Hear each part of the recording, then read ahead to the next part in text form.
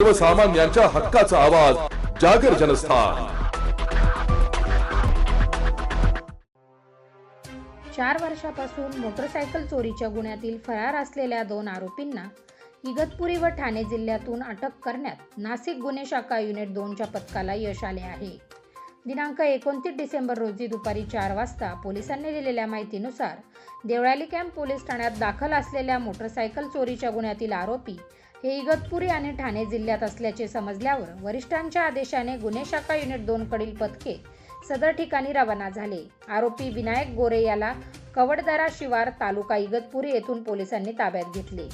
तसेच जयेश तुकाराम लोखंडे याला तालुका शहापूर जिल्हा ठाणे येथील धुळा पॉलिमर येथील कंपनीतून ताब्यात घेतले। त्याची कसून चौकशी केली असता त्याने देवळाली कॅम्प भागातून मोटरसायकल चोरी केल्याची कबुली दिली। दोघेही सराईत गुन्हेगार असून इतरही ठिकाणावरून त्यांनी दुचाकी चोरी केल्याचा अंदाज वर्तवला जात आहे।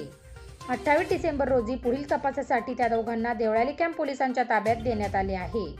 सदरची उल्लेखनीय कामगिरी वरिष्ठांच्या मार्गदर्शनाखाली गुन्हे शाखा युनिट 2चे वरिष्ठ पोलीस निरीक्षक विद्यासागर श्रीमनवार, सहाय्यक पोलीस निरीक्षक समाधान हिरे, पोलीस उपनिरीक्षक मुख्तार खान पठाण, सहाय्यक पोलीस उपनिरीक्षक प्रेमचंद गांगुर्डे, सहाय्यक पोलीस उपनिरीक्षक गुलाब सोनार, पोलीस हवालदार मनोहर शिंदे, अतुल पाटील, चंद्रकांत गवळी, किरण आहेरराव, वाल्मिक चव्हाण, प्रवीण वानखेडे अशांनी यशस्वीरित्या राबवली आहे।